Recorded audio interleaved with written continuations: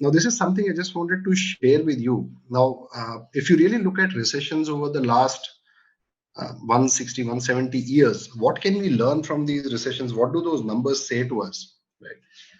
Now, I'll just explain in each of these cases. Say, if you're looking at the first number, 1854 to 1919, there was 16 recession cycles, right? Each recession lasted for 22 months, and the period following that, which is an expansion, lasted for 27 months. Am I clear on that front in terms of how each period lasted and how much of the was the recession time and how much of the expansion time where the market improved? Now, if you start moving downwards from 1919 to 1945, 1945 to 1990, 1990 to 2020, here's what's happening. Recessions are getting shorter, expansions are lasting longer. When the market recovers, uh, it lasts longer. There is a far longer runway for startups to go ahead and build a scalable business.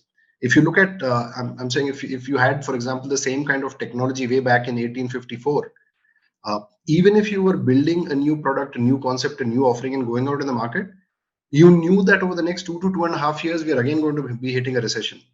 In the current situation, if you look at 1990 to 2020, which is probably economically the most stable time globally that we've ever seen in history, 104 months, that's close to, say, I think, what, 10 or maybe 9 odd years is the time that an expansion lasts.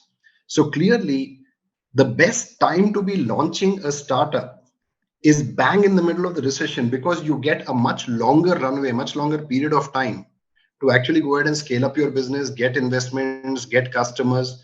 So just looking at this way, that would we rather be a startup launching in 2018 or in 2010 or 11? If you're launching in 2011, you would have had a good 9 or 10 years to actually have gone ahead and built the business at a very good time.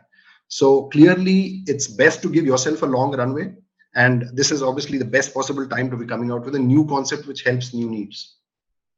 If you look at the period between recessions, right? Earlier, there was close to, say, 3.5 years between each recession. Moved up to, in the next cycle, 1990 to 1945, 4.3 years and 4.5 years. And the last 30 years, it's been literally 7.5 years till the next recession hits.